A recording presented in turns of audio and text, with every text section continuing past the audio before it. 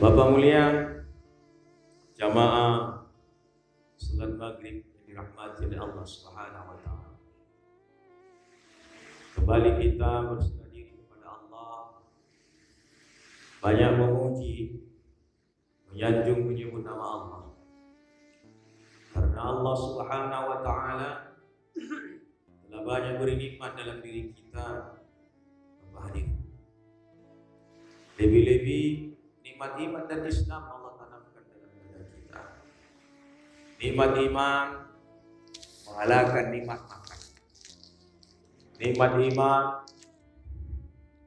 mengalahkan nikmat menikah. Mengapa bisa begitu?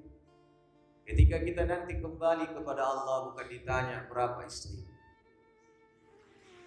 Ketika kita kembali kepada Allah kelak nanti hadirin bukan ditanya berapa pangkat dan jabatan. Tapi kelak akan ditanya apa? Perkara iman. Marabbuka. Siapa Tuhan? Maka hadirin Bapak mulia, maka dalam hidup harus diusahakan atas iman dalam diri kita. Bagaimana mengusahakan atas iman? Maka diulang-ulang kebesaran Allah. Diulang-ulang kebesaran perkara-perkara iman. Menaikkan iman, mencari suasana iman. Di mana suasana iman? Di masjid lah. Dan membuat suasana seperti di Lapo Siabu, membuat suasana iman. Di Lapo Kopi, di kantor, di tempat pekerjaan, menceritakan suasana iman. Supaya mengapa? Supaya tersuasana iman kita. Karena iman kita bagaikan baterai saja. Baterai masa. Kalaulah baterai masa tidak lagi dicas, maka tidak akan apa? Habis dia. Kalau tidak dicas, maka selalu dicas dia, dicas, supaya menerang dia, supaya ada nurnya. Nur apa? Nur semangat ibadah. Karena didasarkan keimanan dalam hidup ini, fondasi dalam hidup, bukan pangkat bapak, tidak. Bukan pekerjaan bapak. Bukan lagi harta bapak, itu bukan di fondasi. Tapi pekerjaan, harta adalah keperluan dalam hidup. Tapi fondasi dalam hidup adalah iman Bapak ini. Makanya berangkat bapak dari rumah bapak ke masjid ini bukan dengan pangkat bapak, tidak. Tapi apa? Panggilan iman. Hayya 'alas shalah. Barangkali di bapak-bapak ini ada lebih pangkat dari bapak haji, mengapa enggak berangkat ke sini? Panggil iman terus. Ayo, hadirin yang dirahmati Allah Subhanahu wa taala. Maka pesan Nabi kepada Abu Hurairah, bertanya Abu Hurairah, ya Nabi Allah, sampai kapan setan itu menggoda anak manusia? Maka dijawab Nabi, sampai ruhmu berpisah dari jasad.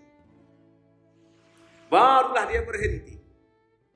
Waktu digorot-gorot pun napasmu, ditenggorokan lagi napasmu, masih bekerja lagi dia. Tapi ketika sudah lepas rohmu, udah habis. Tak ada lagi kerjanya ke atas diri. Tapi ketahuilah wahai Hurairah, setan tidak ambil pangkat. Setan tidak ambil jabatan, pekerjaanmu, istrimu, anak-anakmu, hartamu, tak ada pilihnya, tak ada guna dia begitu. Tapi apa dia pilih? Ada barang berharga. Apa barang berharga dalam diri manusia? Iman kepada Allah. Diambilnya sedikit demi sedikit, digorot-gorotnya apa? Sampai habis. Nah hadirin, maka Nabi katakan pertahankan imanmu ya Hurairah. Ini kata-kata Nabi kepada Hurairah, ini kepada kita ini. Ya kan? Selaku kita mengaku umat Nabi. Maka hadirin Bapak mulia, pertahankanlah nikmat iman dan Islam. Sampai kapan pertahankan? Sampai roh kita berpisah dari jasad. Kembali kita nanti kepada Allah dalam keadaan husnul khatimah, dalam keadaan baik. Harapan kita semuanya di Bapak mulia, mati kalimah la ilaha illallah, mati dapat jannah. Maka hadirin Bapak mulia, mudah-mudahan kelak nanti di padang mahsyar nanti pula Allah golongkan kita menjadi hamba taat, hamba-hamba yang bersyukur. Amin ya rabbal alamin. Salawat dan salam kita aturkan kepada baginda Rasulullah sallallahu alaihi wasallam. Ialah uswah, contoh suri toladan yang baik. Sebaik-baik contoh adalah Nabi, tidak ada yang lain. Ketika Abu Lahab mendatangi Suhaibah. Suhaibah ini hamba sahaya Abu Lahab. Ya Suhaibah, berangkatlah kamu ke rumah Abdullah, saudaraku. Abu Lahab dan Abdullah, Hamzah, kakak beradik Pak. Abdullah istrinya Aminah. Anaknya Rasulullah sallallahu alaihi wasallam. Muhammad sallallahu alaihi wasallam. Maka berangkatlah kamu, kata Abu Lahab kepada Suhaibah, hamba sahayanya. Hari ini hari Ahad, 11 Rabiul Awal. Hari ini mau melahirkan istri Abdullah, saudaraku. Apabila yang dilahirkannya wanita, kau ambil cangkul, kau gali tanah, kau tanam dia hidup-hidup. Dulu Pak, zaman kafir Quraisy, tak ada harganya wanita ini. Tak ada harganya. Bahkan apabila ada anak perempuan dilahirkan seorang wanita, anak perempuan, maka akan runtuh derajat ayahnya. Akan runtuh martabat pamannya. Maka seorang paman pun, seorang ayah pun rela menyembelih bayi wanita. Rela menanam hidup-hidup bayi wanita. Nah, dikarenakan Nabi diangkat jadi Nabi, diangkat jadi Rasul Muhammad sallallahu alaihi wasallam, maka diangkatlah derajat kaum wanita. 3 derajat dibandingkan laki-laki. Maka berontaklah ayah-ayah di zaman dulu. Mengapa bisa begitu ya Nabi? Kami sudah capek-capek berangkat tugas ke Papua, Kalimantan,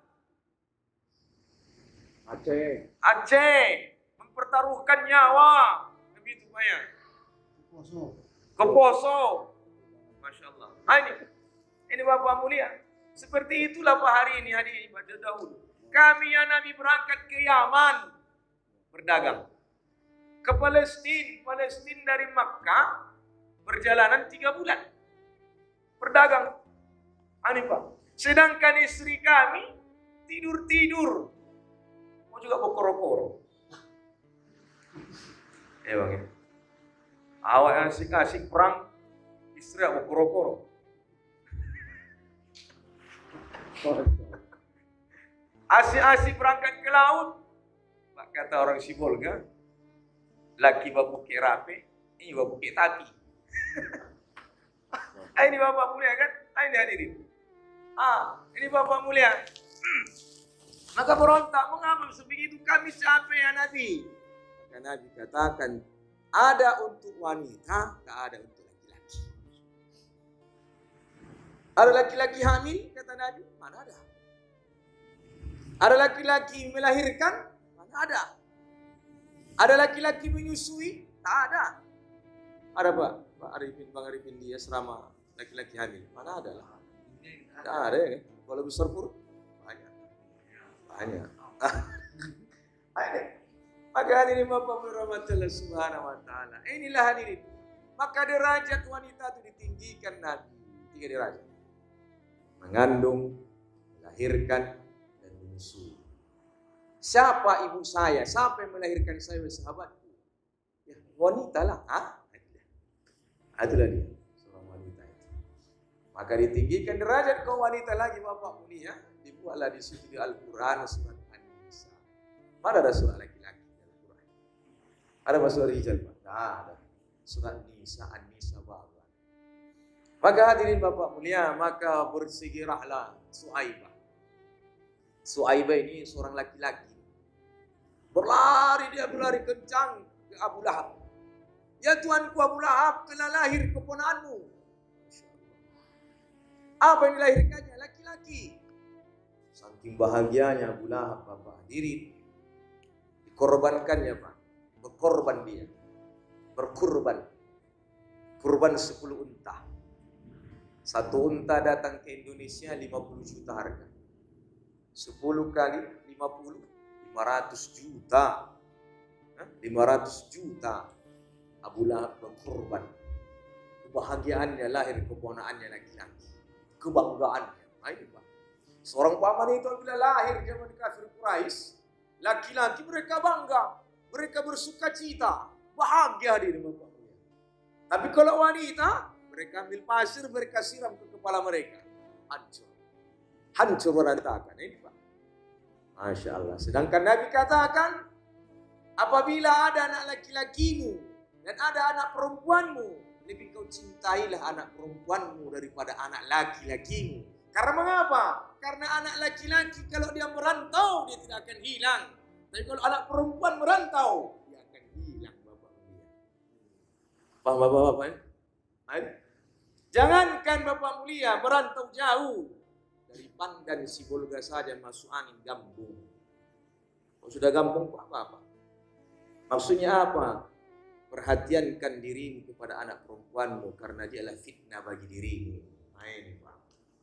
Dijaga baik-baik maksudnya anak perempuan itu. Maka hadirin yang dirahmati oleh Allah Subhanahu wa taala, mengapa Abu Lahab benci kepada Nabi? Ada yang dibenci oleh Abu Lahab kepada Nabi. Bukan Nabi itu dibencinya sebenarnya, tapi apa yang dibawa oleh Nabi itu yang dibenci Abu Lahab. Apa yang dibawa oleh Nabi? Ya ayuhan nas, qulu la ilaha illallah tuflihun. Bahkan pernah Nabi lagi berdiri di depan gunung Uhud. Ya kabilah ini, kabilah ini, kabilah ini, kabilah ini. Dipanggilnya kabilah. Maksudnya orang Jalan Damai, orang Sibuga Selatan, orang ini, begitulah maksudnya Pak. Orang Kampung Bakelo, begitulah. Semua yang dipanggilnya. Maka sudah berkumpul, maka mereka Nabi mengatakan apabila ada musuh menyerang di balik gunung Uhud ini, apa kalian percaya? Langsung Abu Lahab angkat tangan. Ya, kami percaya keponakanku, karena kau Al-Amin, yang dipercaya. Nah, kalau kalian percaya sama aku, ya ayuhan nas, qulu la ilaha illallah tuflihun. Nah, apa kata Abu Lahab? Apakah hanya gara-gara ini kau panggil kami ke sini? Hanya gara-gara ucapan ini? Majnun kau, sudah gila. Kata Abu Lahab. Orang kafir Quraisy, kata alim ulama, sangat mencintai perkataan subhanallah. Orang kafir Quraisy sangat mencintai ucapan alhamdulillah. Tapi orang kafir Quraisy sangat membenci kata la ilaha illallah. Kata la ilaha illallah itu mengesahkan qul huwallah, hanya Allah satu. Sedangkan kafir Quraisy Tuhannya 360 berhala. Kalau kata subhanallah, maha suci Allah, ada Tuhan mereka maha suci. Kalau kata alhamdulillah, segala puji bagi Tuhan, masih ada Tuhan yang maha segala puji. Tapi kata la ilaha illallah, tiada Tuhan yang berhak disembah kecuali Allah. Tiada Tuhan ilah disingkirkan. Ilah disingkirkan kebesaran-kebesaran makhluk, dimasukkan kebesaran Allah. Hanya Allah yang esa. Inilah yang dibenci orang kafir Bapak mulia. Sampai hari ini Bapak mulia. Sampai hari ini Pak. Makanya visi dan misi mereka pas hari ini. Waladdallin. Amin. Serentak kita mengucapkan amin, maka hancur berantakan hati orang kafir Bapak ini. Semangat inilah hadir Bapak. Maka Nabi Muhammad sallallahu alaihi wasallam Bapak punya inilah diutus perkara kalimat la ilaha illallah. Perkara la ilaha illallah. Maka hadirin Bapak mulia, maka beruntung kita. Kita tidak berdoa, kita tidak minta umat Nabi. Berdoa kita tak minta, ya Allah berikan ke aku jadi umat Nabi, tidak. Tapi lahir kita, dilahirkan ibu kita Islam, ayah kita Islam, maka kita ikut Islam. Ini Pak. Kalaulah orang tua kita barangkali kafir dahulu, pasti kita pun ikut kafir Bapak. Tapi bersyukur kita pada Allah. Ya, bagaimana pula orang yang ayahnya kafir tapi tidak berhidayah, apa dia orang dia Islam? Itu sudah petunjuk datang dari Allah bagi diri dia. Maka dari Bapak mulia, banyaklah selawat kepada Nabi. Ya, mudah-mudahan bila nanti pada mahsyar Rasul kenal kita, Rasul beri syafaat dalam diri kita. Amin ya rabbal alamin. Wala nabluwannakum bi syai'in minal khawf wal ju' wa naqsin minal amwal wal anfus was thamarat wa basyiris sabirin.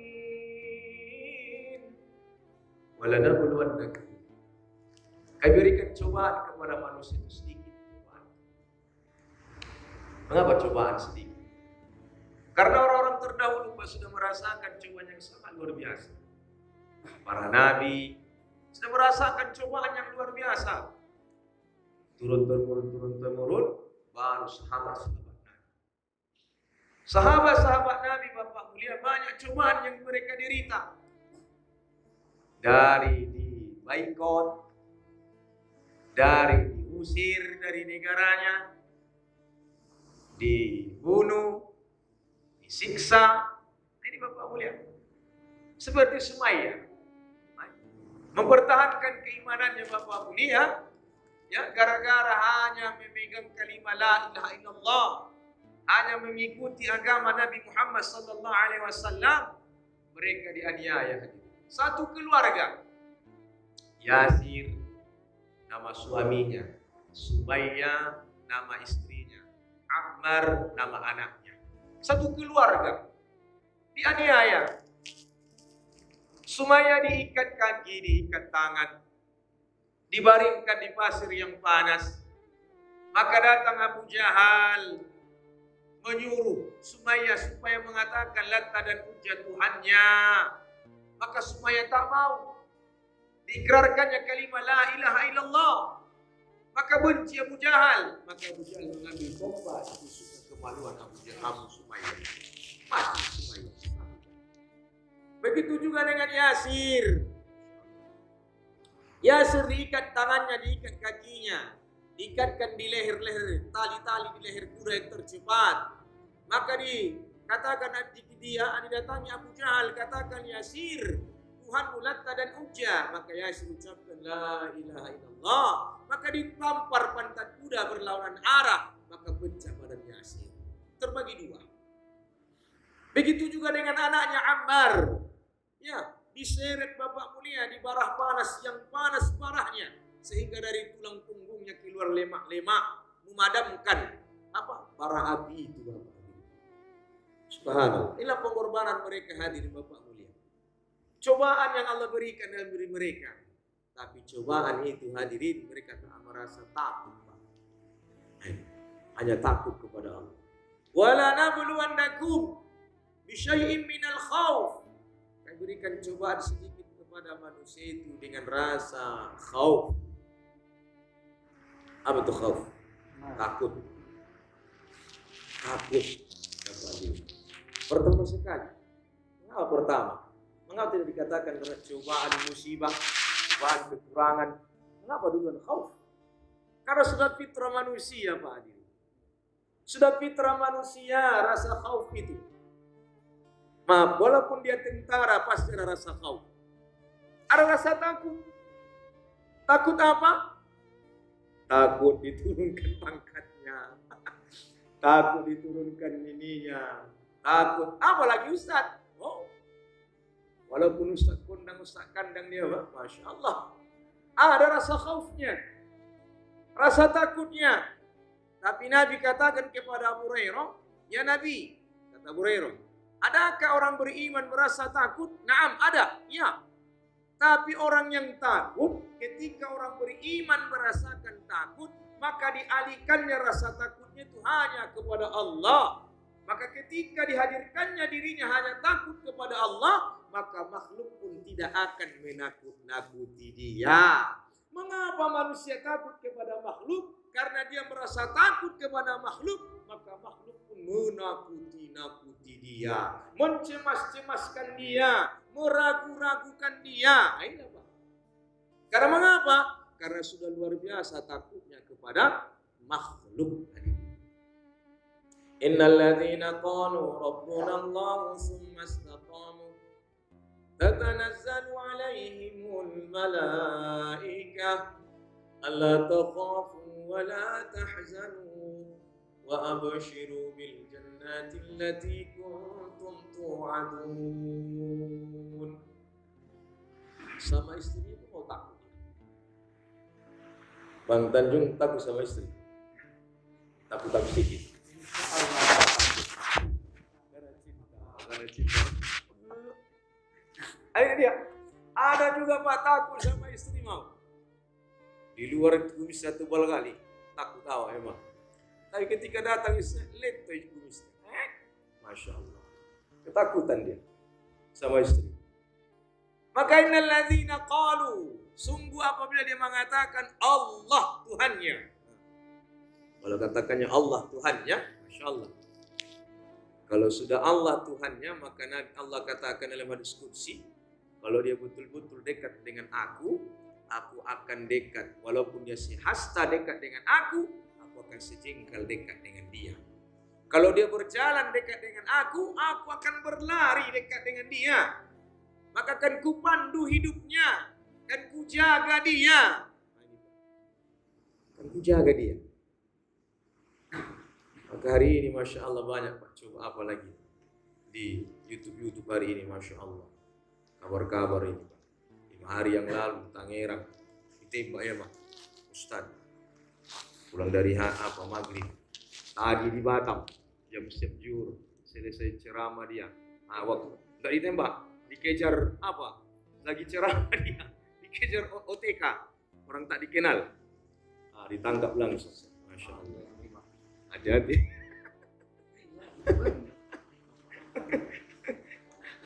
Jangan luan orang itu. Iya. Ini Bapak hadirin, Bapak mulia. Ya kan? Banyak cobaan Bapak hadirin. Maka Allah, kalau dia mengaku Allah Tuhannya, summastopo, dia istiqomah kepada Allah.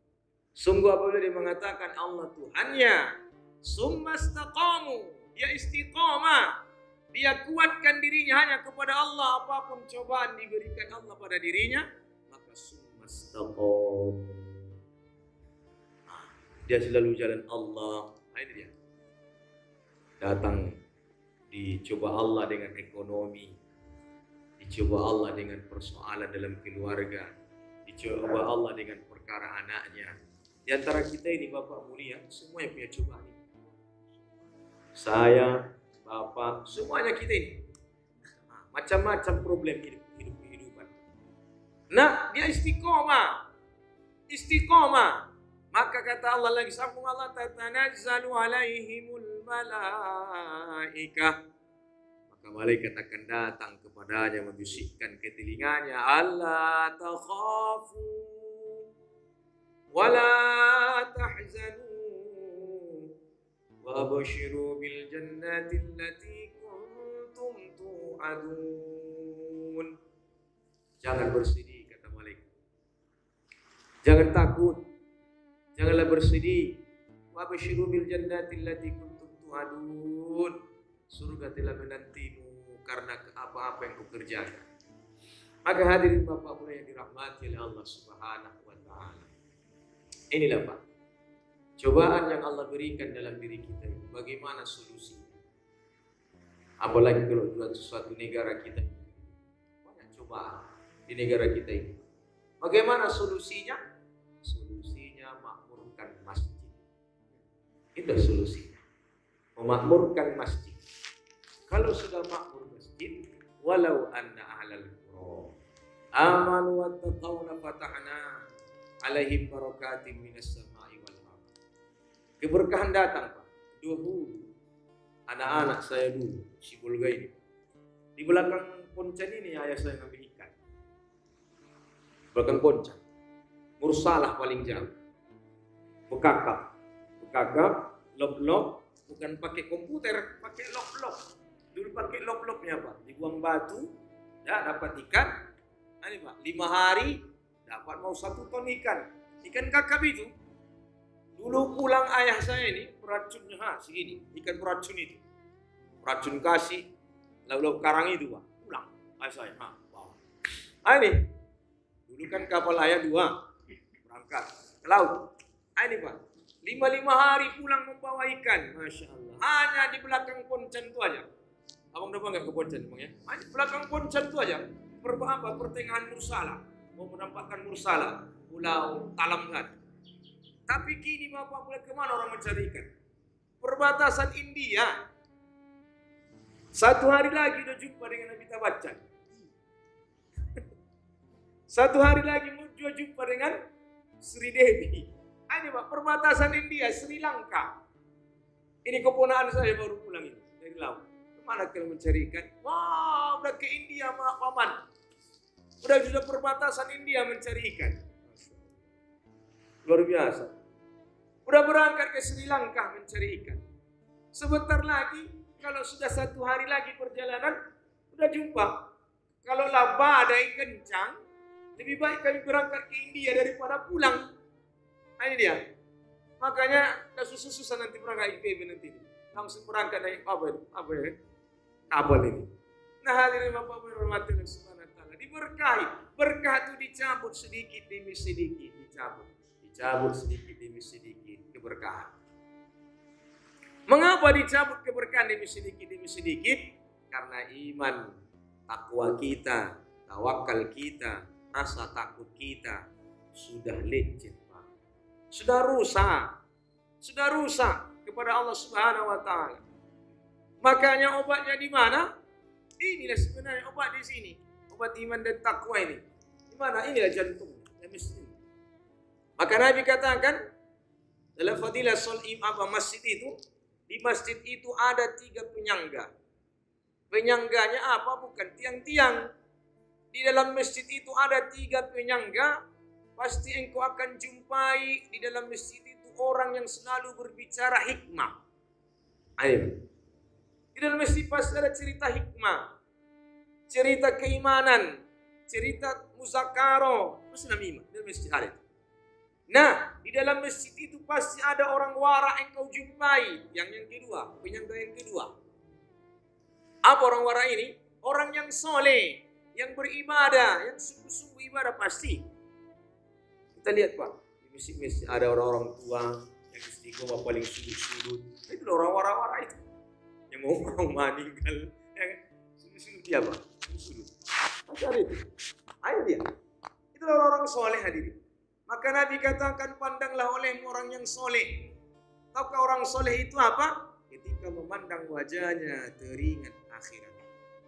Wajah Bang Arif ini. Teringat akhirat. Kalau dia berbicara bertambah iman.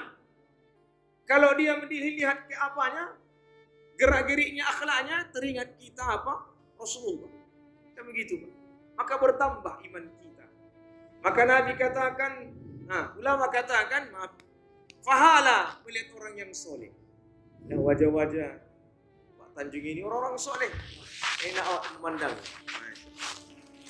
Wajah-wajah orang Arab, ya kan Pak? Arab Nandi. Arab maklum. Tupail. Ini hadirin Bapak boleh rahmat Allah Subhanahu wa taala. Terus korbannya. Hadirin. Ini Pak. Maka yang ketiga apa? Pasti ada orang alim di dalamnya, dalam masjid itu. Yang tempat bertanya. Makanya Nabi katakan, apabila ada persoalan kita, persoalan masalah hukum hakam agama, janganlah kau berdebat, tapi tanyalah dengan ulama yang hakiki, supaya ada pencetus selesai memperselesaikan persoalan. Nah hadirin Bapak rahmatullah subhanahu wa ta'ala, maka hadirin ini tadi, walakin kazzabu fa akhaznahum bima kanu yaksibun. Tetapi kebanyakan manusia telah mendustakan ayat-ayat kami. Kami azab mereka, kami siksa mereka dikarenakan perbuatan mereka sendiri. Kita salahkan Bapak hadirin, laut itu naik. Udah Bang saksikan Bang ya, di Aceh Bang ya, tsunami ya.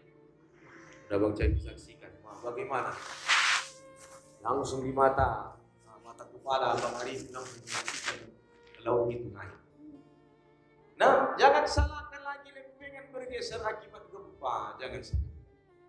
Jangan salahkan semuanya Pak, tapi salahkan diri kita itu. Bagaimana iman kita hari ini? Maka wajar Allah tegur kita. Allah tegur kita, teguran dari Allah. Tapi kalau kini Pak jangan katakan teguran Allah itu. Nanti dibilangkan radikal. Tapi yang dibilangkan fenomena alam. Nah ini Pak. Kalau dikatakan teguran Allah, marah nanti sebagian orang-orang sana. Tapi yang dibilang fenomena alam. Tapi orang yang beriman kepada Allah, ini teguran Allah untuk kita. Bagaimana diri kita ini? Nah, ini Pak. Maka hadirin Bapak Muhammad SWT inilah jantung. Jantungnya kampung ini haruslah diindahkan, haruslah dimakmurkan. Apa jantung kampung? Inilah masjid kata Nabi. Masjid ini harus dimakmurkan. Kalau ramai pendatangnya, kalau ramai yang datang di masjid, maka dia akan berpikir, oh ini kurang, akan terbangun suatu masjid. Ini. Tapi kalau sedikit yang datang, tak akan ada Pak manajemen. Tidak akan datang ada manajemen masjid. Tapi kalau ramai datang, pasti akan datang usulan manajemen macam-macam bagus itu masjid. Begitu Pak. Seperti Masjid Nabawi. Ini Pak. Karena banyak orang berkunjung ke sana, jadi besar Pak, besar. Dulu Masjid Nabawi itu hanya pelepah kurma saja.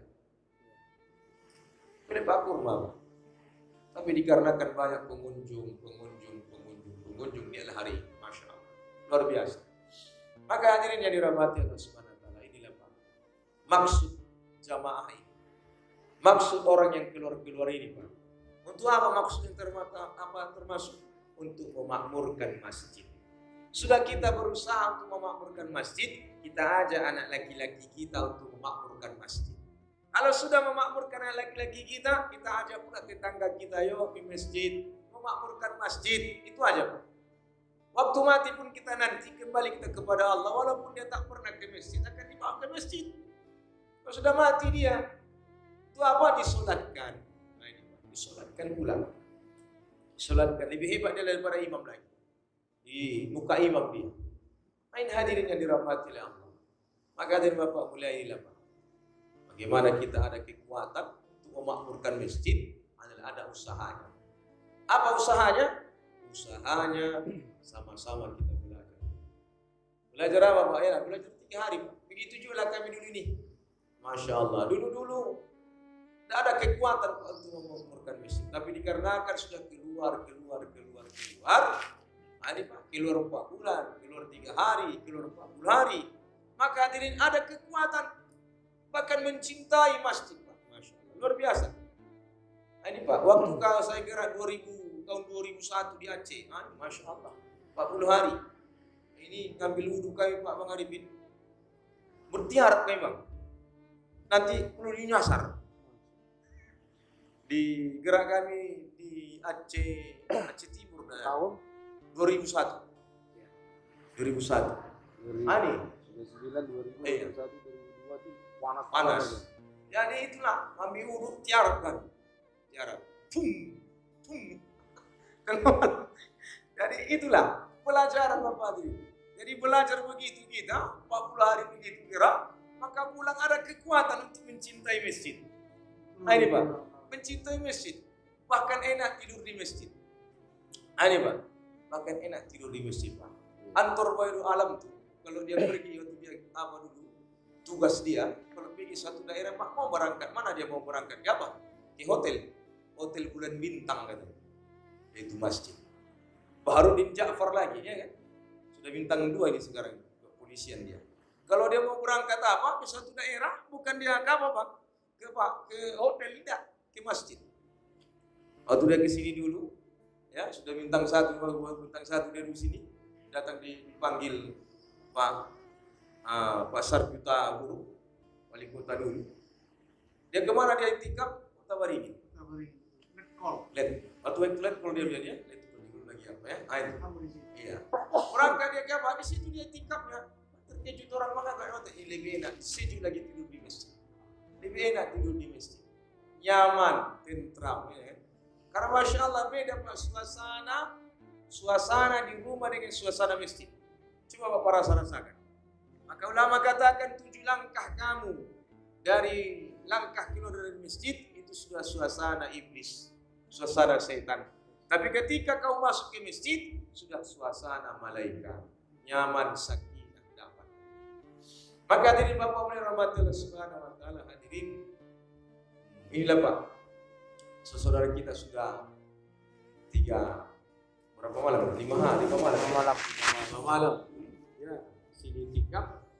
Maka hadirin Bapak mulia, kalau ada kesempatan Bapak-bapak luangkan waktu, boleh sama-sama itikaf. Nah, ini Pak pindah gimana Mir? Budi Sehati terminal, ya bukan terminal sana. Nah, ya mesti Budi Sehati. Jadi kalau ada kesempatan kita, boleh kita luangkan waktu untuk niat kita beritikaf di masjid. Supaya mengapa? Supaya ada hadir rasa cinta kita untuk agama ini. Insyaallah Pak ya? Insyaallah. Bapak hadirin yang baik datang dari Allah, yang buruk datang dari hawa nafsu dan kebodohan saya. Mohon maaf kepada Bapak Ibu mulai Bapak mulia, tuan-tuan, orang tua kami. Mohon ampun kepada Allah Subhanahu wa taala. Innallaha wal ghafurur rahim. Assalamualaikum warahmatullahi wabarakatuh.